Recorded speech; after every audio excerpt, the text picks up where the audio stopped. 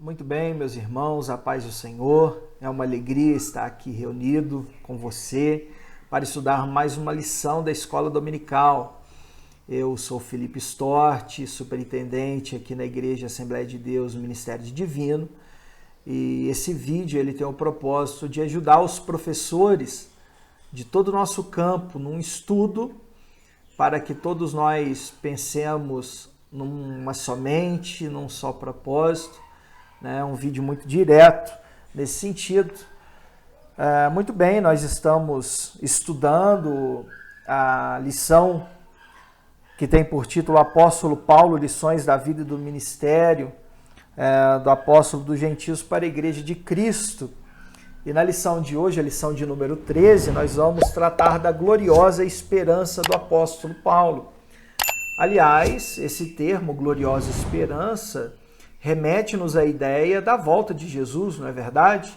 Remete-nos à ideia da salvação em Cristo Jesus, a nossa salvação perfeita, onde nós não teremos nenhum pecado mais, onde nós não sofreremos mais nenhum tipo de tentação. Essa sim é a gloriosa esperança que, afinal de contas, todo crente deve estar preocupado com ela. Nosso texto áureo se encontra em 1 Tessalonicenses, capítulo 5, versículo 8. Aliás, antes de falar sobre isso, eu quero te lembrar o seguinte: você que é professor, fique com a revista em mãos para a gente estudar juntos, tá bom? Eu estou um pouco mais sem tempo de ficar editando vídeo, então eu vou fazer um vídeo bem direto aqui com você. E você precisa estar acompanhando as referências bíblicas aí na sua revista, tá? Se você não pegou ainda a revista, dá uma pausa no vídeo, vai lá, busque uma caneta, um papel, a sua revista, anote aí as referências, tá certo? E nós vamos tentar ser bastante objetivos aqui em nossa lição. Então, o apóstolo Paulo, em 1 Tessalonicenses 5:8, ele diz: mas nós que somos do dia. Veja, em primeiro lugar, o apóstolo Paulo nos lembra que nós somos do dia. Aliás, Jesus ele é o sol da justiça, não é?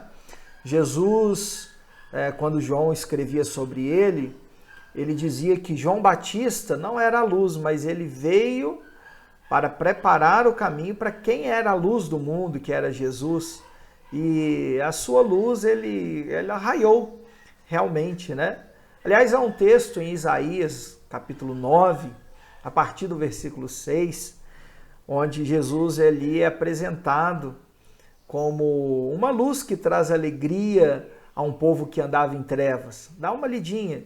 Isaías, capítulo 9, a partir do versículo 6. Então, o apóstolo Paulo nos lembra que somos do dia, somos da luz. E, portanto, ele continua, né? Sejamos sóbrios, quer dizer, equilibrados, vestindo-nos da couraça da fé e do amor e tendo por capacete a esperança da salvação. O apóstolo Paulo gostava muito de usar metáforas. Aqui ele usa as vestes do soldado para falar de fé, de amor, de salvação. A couraça da fé e do amor aquela parte por cima da armadura, né? Aquela parte que realmente blindava o soldado contra o ataque de uma espada. Essa é a couraça, tá bom? Então o apóstolo Paulo ele vai nos dizer que nós que somos da luz, que nós somos do dia, nós devemos ser sóbrios, equilibrados, tendo sempre na nossa vida fé, amor e colocando o capacete da salvação, pensando sempre, tendo sempre em nossa mente a salvação, o dia glorioso da vinda de Jesus, o dia glorioso em que Cristo vier nos buscar. Por que isso nos traz sobriedade? Porque nós vivemos num mundo imperfeito, num mundo cheio de falhas, de dúvidas, de tristezas, adversidades. E se nós tivermos apenas os olhos fitos neste mundo, certamente nós teremos uma grande dificuldade. Mas quando nós temos os olhos, a nossa mente, os olhos da mente, voltados para a nossa salvação, aí nós podemos ser equilibrados. podemos enfrentar os dias que vivemos com maior tranquilidade. E a verdade prática nos diz que a esperança gloriosa da volta de Jesus traz sobriedade para as nossas vidas e disposição para exercer a fé e amor em esperança. Então, a nossa lição, como você bem pode perceber, ela se baseia na segunda carta de Paulo a Timóteo, capítulo 4, dos 6 ao 8, e na primeira carta aos Tessalonicenses, capítulo 5, do 1 ao 11. O que essas cartas têm em comum? Bom, segundo Timóteo, Paulo está escrevendo já ali próximo do fim da vida. Paulo, inclusive, tem um tom diferente nas suas palavras. Ele está convicto de que seu dia está chegando, de que breve ele seria levado ao fim, né? A tradição da igreja vai dizer que Paulo foi martirizado, Paulo foi decapitado, quer dizer, cortaram o pescoço de Paulo. Nessa época, quem era o imperador romano era Nero, ali por volta do ano 67 depois de Cristo. Então, Paulo está escrevendo para o jovem pastor Timóteo, já preparando ele realmente para o fim da vida. Inclusive, ele vai dizer que combateu o bom combate, que acabou a carreira e que guardou a fé. Já Tessalonicenses, antes de falar de Tessalonicenses, deixa eu me desculpar com você, porque na minha rua aqui é muito cachorro latino e barulho, e se eu parar toda hora por conta de barulho, eu não consigo terminar a lição, tá? Então você tem um pouco de paciência aí se você está ouvindo algum barulho de cachorro latindo, de passarinho cantando, de carro passando, enfim, né? Vamos que vamos, procurando fazer o melhor, mas dentro das nossas possibilidades. Bom, dizia sobre o que tem a ver a segunda carta de Timóteo com essa carta, a primeira carta aos Tessalonicenses. E dizia que, segundo Timóteo, foi escrito no fim da vida de Paulo. E a carta aos Tessalonicenses, Paulo escreve, entre outras coisas, para falar a respeito do arrebatamento para a igreja, para ensinar os irmãos que eles se encontrarão com os mortos em Cristo Jesus. Aliás, o texto clássico ali de 1 Tessalonicenses 4, a partir ali do 16 até o 18, você vai ver Paulo falando muito claramente do arrebatamento da igreja, doutrina essa que nós vamos aprender melhor à luz daquilo que nós chamamos de dispensacionalismo clássico no ensino da escatologia. Hoje nós vamos falar muito sobre isso, nós vamos falar sobre o pré-milenismo, vamos falar sobre o pré-tribulacionismo. São palavras que às vezes são difíceis, mas você, professor, vai pausando, vai anotando, vai se esforçando para você ir acompanhando o nosso raciocínio, tá bom? Introdução. Vou fazer a leitura com você aí na sua casa. A última lição deste trimestre nos mostra que não podemos perder a esperança do céu em meio ao sofrimento e tribulações nessa terra. Essa esperança é a fonte da força dos fiéis que se apegam no que Deus realizou em Cristo Jesus. E a garantia dessa esperança é o fato de que o Espírito Santo nos fortalece, renove e confirme a herança eterna do nosso Deus. Que a esperança do apóstolo Paulo seja a nossa também. Então, você já percebeu, a lição vai falar sobre esperança. Qual esperança? A gloriosa esperança. Vamos falar sobre salvação, vamos falar especialmente sobre o arrebatamento da igreja, sobre o período da grande tribulação, sobre escatologia. Essa é uma lição escatológica. Em primeiro lugar, o primeiro ponto da nossa lição, que diz a consciência de Paulo diante da morte, aqui, na verdade, nós vamos entender como é que Paulo encarou a morte. De que forma? Será que Paulo estava precipitando-se?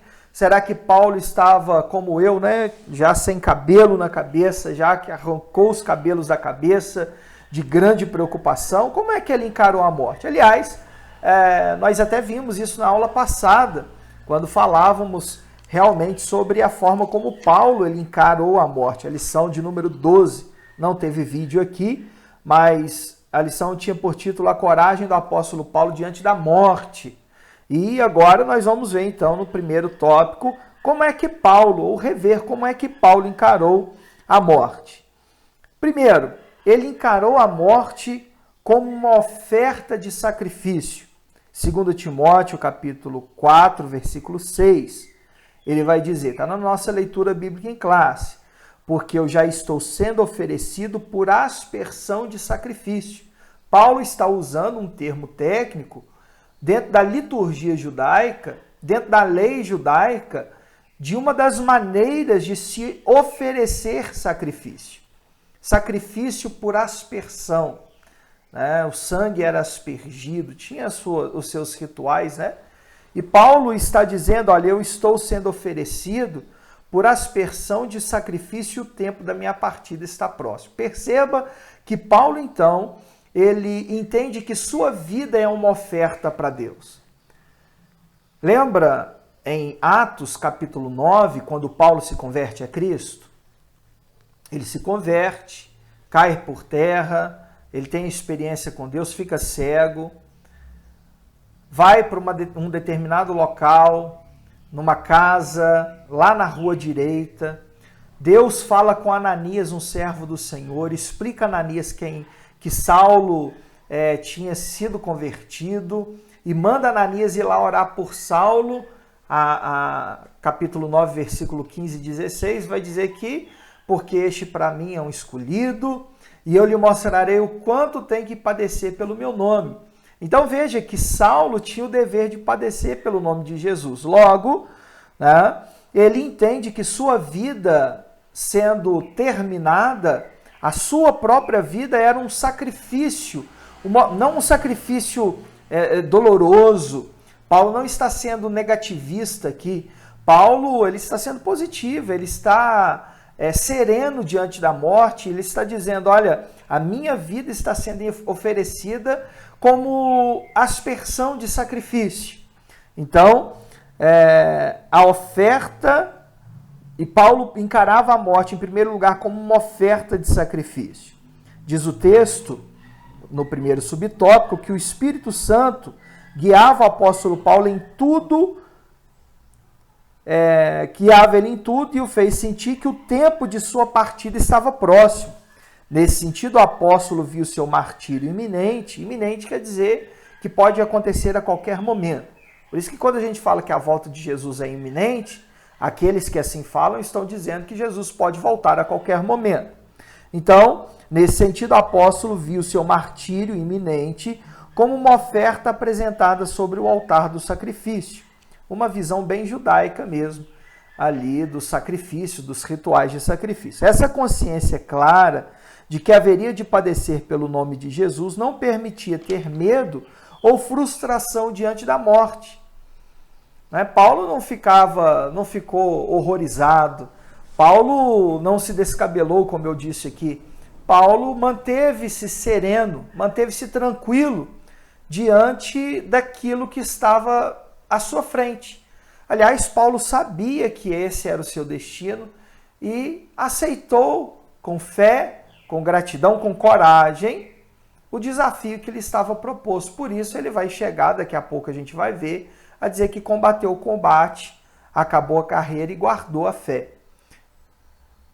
Pastor Lenay Cabral continua no seu texto, ele faz uma aplicação dizendo que é preciso ter a consciência de que se não encontrarmos o Senhor por meio do arrebatamento da igreja, o encontraremos por meio da morte. Por intermédio do Espírito Santo, nos prepararemos para esse tempo em esperança. 1 aos Tessalonicenses 5, 13 ao 18. Então, certamente nós vamos ter um encontro com Cristo. Ou esse encontro será por meio da morte, ou será por meio do arrebatamento. Lembrando que aqueles que morrerem em Cristo também ressuscitarão para o arrebatamento.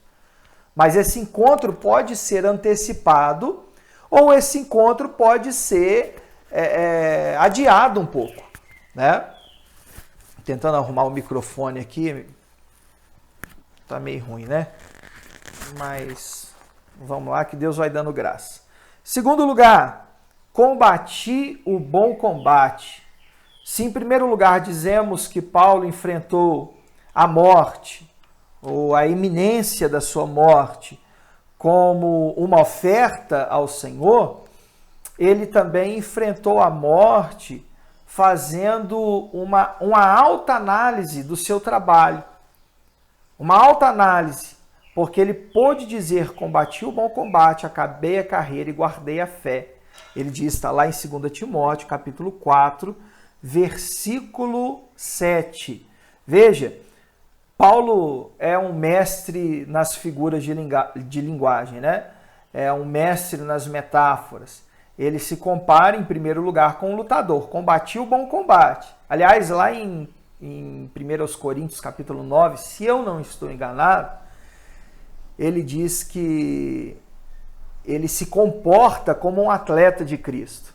Ele está lutando ali, mas não como aquele que esmurra o ar, né? Mas ele está lutando para alcançar uma coroa não corruptível, mas incorruptível. Por isso ele vê na figura do atleta, combati o bom combate, acabei a carreira. Está falando do corredor, né? Que tem aquela pista. Imagina os corredores hoje em dia que fazem aquela corrida de 100 metros, ou de seja lá qual for, ou o corredor de uma maratona, talvez seja uma figura mais ideal aqui para Paulo. Ele diz, olha, acabei a carreira. Por isso que lá em Filipenses ele vai dizer que uma coisa eu faço, e é que deixando para trás as coisas, ou deixando as coisas que ficam para trás, avançando para aquelas que estão adiante de mim, prossigo para o alvo. Paulo tinha os olhos fitos no alvo, no fim da linha, na chegada. E ele diz para alcançar o prêmio da soberana vocação de Deus em Cristo Jesus. Então, Paulo, ele teve essa hombridade, este grande caráter de combater esse bom combate, acabar a carreira, guardar a fé. Nisso, Paulo é exemplo para nós, para que nós examinemos a nós mesmos. O próprio comentarista, ele diz sobre Paulo, no final do subtópico 2, ele combateu o bom combate. E aí ele faz uma indagação. Que combate estamos combatendo? Essa causa é a nobre causa do Evangelho? Há muitas pessoas que estão combatendo os seus combates, estão lutando para alcançar uma posição melhor na sociedade, lutando para alcançar um emprego melhor, lutando para conseguir a sua independência financeira. Tudo isso é muito bom e importante. Mas a nossa principal luta é para espalhar o Evangelho, ou deve ser para espalhar o Evangelho de Cristo Jesus. Paulo, então, vai nos lembrar dessa verdade, né? Quando ele diz, combati o bom combate, acabei a carreira, guardei a fé. Por isso, irmãos, é importante que você, professor, enfatize isso na aula de domingo. Qual é o combate que você tem combatido? Peça aos seus alunos para fazer uma autoanálise, examinar a si mesmo. Porque Paulo diz lá no contexto de ceia que nós devemos examinar a nós mesmos. E esse escrutínio, esse exame, deve ser feito diariamente, não apenas no dia de ceia. Terceiro lugar, se Paulo enfrentou a morte como quem estava oferecendo um presente a Deus, a sua vida como um presente, se ele enfrentou a morte fazendo um autoexame, sabendo que combateu o bom combate do Evangelho, Paulo também combate com gratidão e esperança. 2 Timóteo 4, 7 e 8. Ele vai dizer, depois que ele diz, combati o bom combate, acabei a carreira e guardei a fé, ele diz o seguinte, desde agora a coroa da justiça me está guardada, a qual o Senhor justo juiz me dará naquele dia, e não somente a mim, mas a todos os que amarem a sua vinda. Olha que coisa fantástica. Paulo era grato ao Senhor. Não é à toa que ele diz lá aos Tessalonicenses, em tudo dai graças, seja grato em tudo. tenha a convicção de que Deus está direcionando a sua vida. Se você está convicto de que Deus está direcionando a sua vida e de que todas as coisas de fato cooperam para o bem daqueles que amam a Deus, então você tem a capacidade de ser grato ao Senhor. Mas não apenas grato, mas também esperançoso, porque Paulo diz que agora a coroa da justiça está guardada. Claro que a Bíblia fala de várias coroas em termos figurados.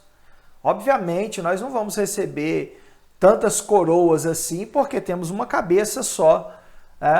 Não dá para você ter 10 cabeças, uma para a coroa de glória, outra para a coroa da justiça, outra para a coroa disso, outra para a coroa daquilo, outra para a coroa da vida, ser fiel até a morte, dar-te a coroa da vida. Isso é galardão, são simbolismos para galardão. Então o crente ele deve ter essa esperança que o mundo há de ser condenado no juízo final, mas o crente há de ser galardoado.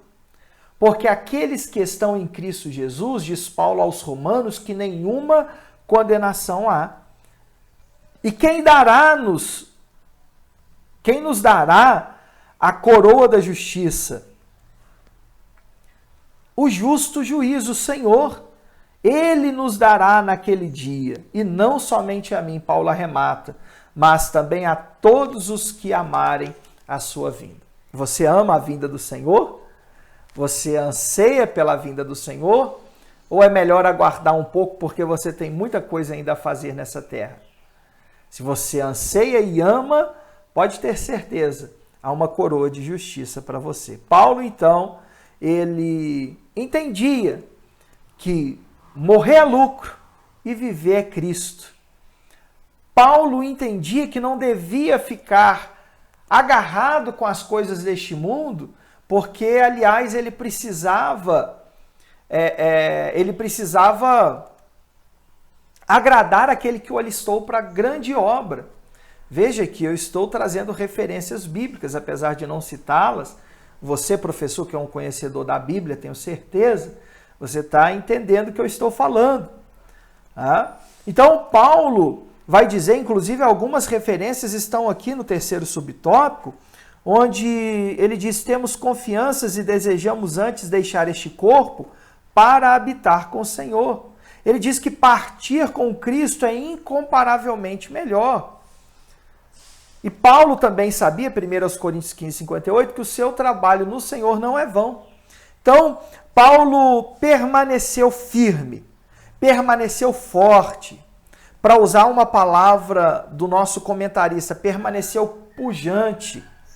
Pujante, você vai encontrar no terceiro subtópico, significa ser forte, robustez, firmeza, né? Então, Paulo permaneceu firme até o fim. Se nós queremos também alcançar essa coroa da justiça, também chegar naquele lugar onde não haverá tristeza, dor ou lágrimas, nem funerais, nós precisamos guardar a fé. Nós precisamos chegar no fim da carreira também guardando a fé. Então, aprendemos aqui no primeiro tópico como Paulo encarou a morte. Primeiro, Paulo encarou a morte como quem oferece uma dádiva a Deus. Em segundo lugar, Paulo encarou a morte com tranquilidade daquele que fez uma autoanálise e viu que lutou a causa do Senhor e não as suas causas próprias. E Paulo encarou a morte com gratidão e com também esperança de tempos melhores futuros. Assim, devemos também, ainda mais tendo em vista todo esse problema que nós temos enfrentado de pandemia, muitos cristãos se desesperaram, mas aqueles que manteram-se serenos receberam de Deus talvez essa serenidade, né, essa tranquilidade, essa confiança. São pessoas que mantêm a fé inabalável. É claro que você e eu estamos propensos a passar por certas situações neste mundo que muitas vezes nós fraquejamos na fé, tememos a morte, tememos o mal, mas o Senhor é conosco. Maior é quem está conosco do que aquele que está no mundo. E se tiver de partir, querido professor, professora da escola dominical, ou você que está aí ouvindo e é aluno, se tiver de partir, que partamos, porque estar com Cristo é incomparavelmente melhor do que viver aqui neste mundo. Passemos agora ao tópico 2, a doutrina bíblica de Paulo sobre a volta do Senhor. Já adianto, introduzo o tópico 2 aqui e o 3, dizendo que eles tratam a respeito da nossa, quando eu digo nossa, estou dizendo da Assembleia de Deus no Brasil, que está ligada à CGADB, Convenção Geral das Assembleias de Deus no Brasil. Você sabe que existem outras Assembleias de Deus, outras ramificações, como a Madureira, como a Vitória em Cristo e tantas outras, mas a nossa Assembleia de Deus, que aliás nós temos um livro, né, Declaração de Fé das Assembleias de Deus, deixa-me ver se acho aqui, não, assim, de cabeça não sei onde que ele está, infelizmente, né? Mas o nosso livro, Declaração de Fé das Assembleias de Deus, as Assembleias de Deus, elas assumem a sua escatologia como uma escatologia dispensacionalista clássica. Os assembleianos, em sua grande maioria, são, quanto à escatologia, pré-tribulacionista e me fugiu o nome agora.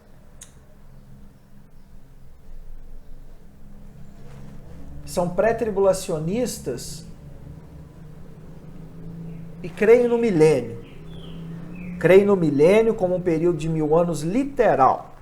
Alguém às vezes, algumas pessoas já me questionaram, já dirigi igreja, né? E algumas pessoas me questionaram dizendo assim, por que a gente não usa as revistas da escola dominical de outras editoras também? Por que a gente não escolhe, às vezes, uma revista que tem um assunto mais interessante e vai pulando para uma e para outra revista? Por que a gente não faz isso? E a resposta ela é muito simples.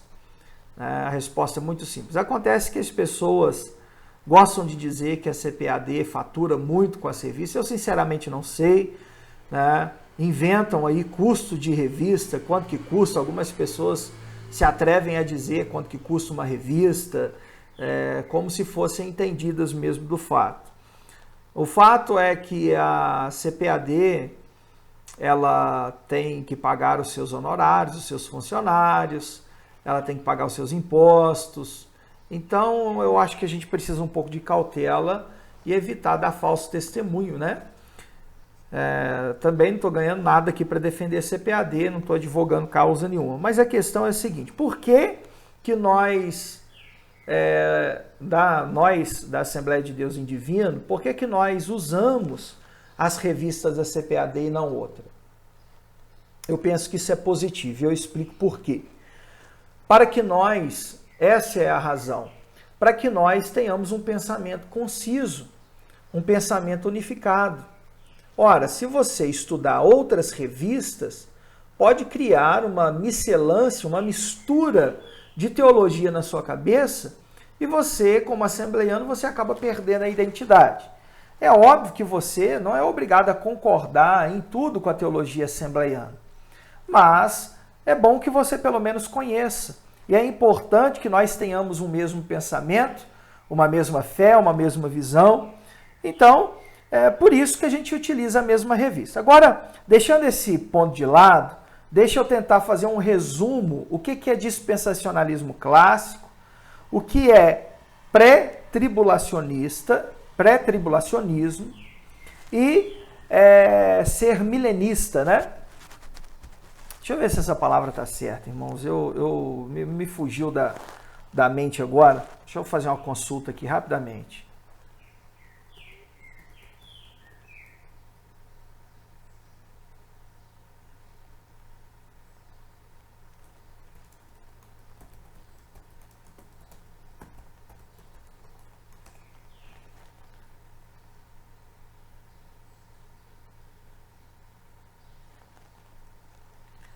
Sim, desculpa porque eu fiz uma confusão aqui, né? Nós, assembleianos, somos pré-milenistas. Essa é a doutrina ensinada pela Assembleia de Deus. Então, deixa eu fazer um resumo rápido aqui para que você possa entender o que isso significa. Primeiro, dispensacionalismo. Quanto ao dispensacionalismo, os assembleianos, muito embora não sejam os únicos, muitos irmãos batistas, metodistas, também são dispensacionalistas, creem que Deus lida com os homens em dispensações diferentes. Em resumo, o dispensacionalismo clássico vai nos ensinar que já houve 6 dispensações, estamos na 6ª, e haverá uma 7ª dispensação. Esse é o mais comum. Aqueles que advogam 8 dispensações, alguns dizem 3, mas naturalmente a gente que eu digo assembleiano, acolhe a ideia de 7 dispensações, que são elas: período da inocência, antes do pecado, período da consciência, depois do pecado, o período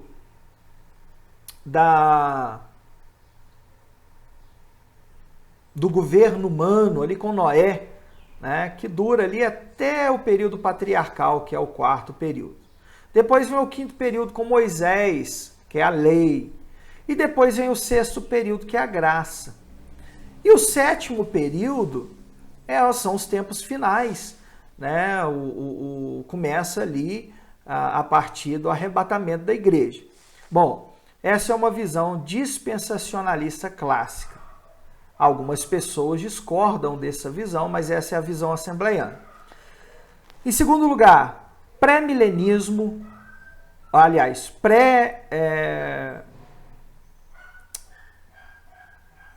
pré-tribulacionismo, mid-tribulacionismo e pós-tribulacionismo. Se você diz que é pré-tribulacionista, você está dizendo que o arrebatamento da igreja acontece antes da grande tribulação, aquele período de 7 anos em que a terra passará por um grande juízo divino. Deus vai derramar a taça da ira, mas nesse momento a igreja já vai estar arrebatada e só volta mesmo em Apocalipse 19, ali com Jesus descendo para julgar as nações. Essa é a visão pré-tribulacionista, que é, por sinal, a visão assembleiana. A visão mid-tribulacionista é uma visão daqueles que acreditam que a igreja vai ser arrebatada no meio da grande tribulação. São poucas as pessoas que eu conheço que advogam essa causa. A visão pós-tribulacionista acredita que a igreja passa pela grande tribulação e que a vinda de Jesus não se dá em 2 fases, como explicam nós pré-tribulacionistas, mas que a vinda de Jesus é apenas uma fase. Então, tá aí, pré-tribulacionista, mid-tribulacionista e pós-tribulacionista. Quanto à posição quanto milênio, em primeiro lugar, vamos falar dos amilenistas. Amilenistas são aquelas pessoas... o termo não é muito bom, porque eles não negam o milênio, porque amilenismo significa negar o milênio. Na verdade, eles não negam. Os amilenistas, eles creem que o milênio começa ali depois da morte de Jesus, onde eles creem que Satanás foi amarrado, não que Satanás não age mais, mas que Jesus, na cruz, ele deixou o poder de Satanás muito limitado, depois do seu triunfo na sua morte e ressurreição. Os amilenistas não creem num período literal de 1000 anos. Nossa, hoje os cachorros estão terríveis aqui. Né? Mas os amilenistas, eles não creem num período literal de 1000 anos. Eles acreditam que esse período é simbólico, é um período de tempo, e que nós já vivemos esse período de tempo. Então, quando Jesus vier para buscar a igreja depois do arrebatamento, ela não passa por esse período que nós chamamos de milênio, um período de 1000 anos literais. Essa é a posição dos amilenista. Para eles, depois do arrebatamento, vem um juízo final e assim termina, né, o curso da vida até onde conhecemos, e aí começa uma nova vida, um novo céus e nova terra e assim por diante. Essa é a visão amilenista. Agora, aqueles que são pré-milenistas são aqueles que creem que o milênio é um período literal de 1000 anos, que a igreja vai ser arrebatada, haverá um período de grande tribulação na terra, e no final desse período a igreja desce com o Senhor Jesus, e Jesus, então, ele livra Israel do poder dos seus inimigos, e ali começa o julgamento das nações, e aí nós entramos por um período de 1000 anos literais, tá? Aqueles que são milenistas, seja pós-milenistas ou pré-milenistas, não importa, creem desta maneira, que o milênio é um período literal, tá certo? Então, vamos para a lição aqui. Você deve estar enjoado de ouvir eu falar algumas coisas difíceis, e eu sinceramente espero que você tenha entendido, porque isso às vezes dá um nó na mente da gente, né? Mas, segundo tópico, doutrina bíblica de Paulo sobre a volta do Senhor Jesus. Em primeiro lugar, a volta do Senhor em 1 aos Tessalonicenses. Diz-nos o texto o seguinte: o capítulo 5 de 1 aos Tessalonicenses inicia com uma conjunção mas. Conjunção é aquilo que liga uma oração em outra, uma frase em outra frase. O que o pastor Elianai Cabral está dizendo aqui, que como o versículo 1 do capítulo 5, abre aí, ó, lá na sua leitura bíblica em classe, 1 aos Tessalonicenses 5, versículo 1, começa com a conjunção mais. Ele está dizendo que há uma ligação, há uma relação entre o final do capítulo 4 e o início do capítulo 5. Eles estão ligados, tá? Então é isso que ele está dizendo. E ele diz que essa conjunção existe para retomar a ideia lógica do capítulo 4, em que Paulo fala sobre a ressurreição dos mortos em Cristo, na mesma ocasião em que ocorrerá o arrebatamento dos vivos em Cristo. Assim, o capítulo 5 é a continuidade acerca do assunto da parousia, ou seja, da volta do nosso Senhor, iniciado no capítulo 4. Irmãos, parousia, ou parúcia, né, a gente não fala grego, mas é um termo grego, um termo bíblico, que é utilizado para falar da volta de Jesus. Tá? Então, quando você ouvir parousia, ou lendo parousia, parúcia, seja como for, está falando da volta de Jesus, tá bom? Então, Paulo ele vai dizer-nos no final do capítulo 4 que assim que os mortos ressuscitarem, eles ressuscitarão primeiro, os mortos em Cristo, aqueles que são de Cristo serão arrebatados a encontrar com o Senhor nos ares. Segundo subtópico, as duas fases dessa vinda. Para ser um pouco mais sucinto, eu não vou ler o texto aqui, mas para ser um pouco mais sucinto e mais didático com você, deixa eu tentar melhorar a luz aqui, ó, tá muito forte no meu rosto. Para ser didático com você, vou explicar o que essas duas fases dessa vinda. Bom, a primeira vinda de Jesus já aconteceu, né? Você sabe disso. A primeira vinda de Jesus já aconteceu. Jesus veio a este mundo, viveu entre nós, sofreu como homem, cumpriu toda a justiça divina, toda a lei, foi culpado ou recebeu a culpa pelos nossos pecados. Por outro lado, nós recebemos a absolvição dos pecados por meio da justiça de Cristo. Enfim, a primeira vinda já aconteceu. A segunda vinda de Jesus, segundo o pensamento dispensacionalista clássico, que eu já expliquei para você, ela acontece em duas fases. Num primeiro momento, Jesus vem antes da grande tribulação sobre as nuvens. Ele fica no ar. E quando ele vem sobre as nuvens, os que morreram em Cristo vão ressuscitar. Aqueles que são de Jesus vão ser transformados junto com esses que ressuscitaram no corpo glorificado. E todo essa igreja de Cristo, que não tem nada a ver com a Assembleia de Deus Batista, é a igreja do Senhor, né, ela vai ser arrebatada em corpo glorificado para encontrar nas nuvens com Jesus. Aqueles que creem no dispensacionalismo clássico vai dizer que depois do arrebatamento Jesus vai subir com o seu povo para os céus, enquanto acontece na terra uma grande tribulação de 7 anos, no céu acontece o casamento de Jesus com a sua noiva, as bodas do Cordeiro, que tem duração também de 7 anos. Lá, para chegar ou antes de chegarmos nas bodas do Cordeiro, passaremos pelo tribunal de Cristo, onde nós seremos galardoados.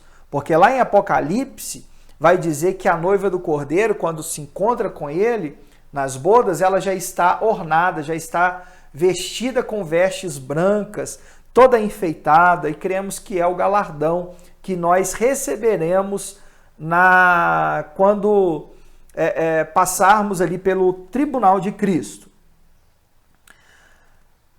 Diz aqui no finalzinho do subtópico 2 que nessa ocasião Jesus Cristo, depois do final, sim, então deixa eu voltar aqui. Eu falei da primeira fase da segunda vinda. Jesus veio, buscou a igreja, fomos para o céu, seremos galardoados, participaremos das bodas do Cordeiro. No final da grande tribulação, Israel vai ser acuada. Israel será, vamos dizer assim, vai ficar numa sinuca sem bico, né? Ou na sinuca de bico, que as pessoas do mundo falam. Então, nessa ocasião, Israel, que não vai ter o que fazer, vai clamar pelo Messias, o qual eles não creem ser Jesus. Mas quando eles porque nesse momento o Messias desce, Jesus desce com a igreja. Quando eles vir Jesus descendo, eles vão reconhecer, porque eles verão que aquele é o Cristo que foi traspassado na cruz do Calvário. E eles se arrependerão. Jesus desce com a igreja e vai destruir todo o exército que o anticristo confederou. Aliás, essa palavra está aqui. Confederado significa reunido, ajuntado, associados. O anticristo vai reunir um grande exército para lutar contra a nação de Israel, e é Jesus quem vai descer e vai ferir aquele povo com a espada da sua boca, né? Jesus está lá em Zacarias, ele desce, pisa nos montes das oliveiras, o monte se fende, e as pessoas de bem, né, a nação de Israel, aqueles que serão protegidos, passarão ali debaixo de sua perna, e ele ferirá aqueles que são do inimigo, aqueles que estão juntos ali com o anticristo. Nesse momento, adiantando um pouco, ou depois que Jesus ferir aquela nação, haverá o julgamento das nações. Haverá o julgamento das nações. Esse julgamento das nações é onde Jesus separa os bodes das ovelhas, tá bom? Bom, deixa-me ver o que eu esqueci aqui. É porque, infelizmente, é grande, o assunto é complexo, o assunto é grande e é possível que eu tenha esquecido algum detalhe importante aqui, mas que Deus tenha misericórdia, né? Se você tiver dúvida, pode entrar em contato no grupo do WhatsApp. Se você não faz parte desse grupo de WhatsApp, você pode deixar a sua pergunta aí no comentário, né? Uma pergunta respeitosa, porque as perguntas respeitosas serão respondidas dentro da nossa possibilidade aqui, tá bom? Então, terceiro subtópico sobre a grande tribulação. Aqui o autor reafirma: não passaremos pelo período do juízo divino, denominado a grande tribulação, porque a igreja do Senhor será retirada antes do período desse santo juízo. Quando o anticristo instalar o seu governo mundial, não estaremos mais aqui ao final desse período. Enfim, já falamos todo desse subtópico aqui, do terceiro subtópico. Espero que você tenha entendido. Vamos caminhar para o último tópico da nossa lição. O nosso vídeo está ficando muito comprido, mas espero que esteja sendo útil para você, tá bom? Me dá um segundo, deixa eu acender a luz aqui, porque está ficando escuro aqui já. Espera só um minuto. Muito bem, estamos de volta aqui para falar do terceiro tópico, que tem por título dos tempos e das estações até a volta do Senhor. Eu já disse que esses dois tópicos, os dois últimos, tratam do nosso entendimento pentecostal, nosso entendimento assembleiano de lidar aqui com a escatologia, tá bom? Então, em primeiro lugar, uma atenção à expressão dos tempos e das estações. Vamos ver o que o pastor Elianai Cabral nos diz a respeito disso. Os termos, tempos e estações também foram usados pelo Senhor Jesus em seu último discurso aos seus discípulos logo depois da ressurreição. Não vos pertence saber os tempos e as estações que o Pai estabeleceu pelo seu próprio poder. Tanto os termos em 1 Tessalonicenses quanto em Atos dos Apóstolos trazem a noção da iminência da volta do Senhor. Lembra, iminência, que a volta é rápida, pode acontecer em qualquer momento, pode ser agora, pode ser amanhã, pode ser daqui a 100 anos, mas pode ser qualquer momento, né? A volta do Senhor, neste pensamento, ela tanto era iminente em 1900 como é iminente hoje.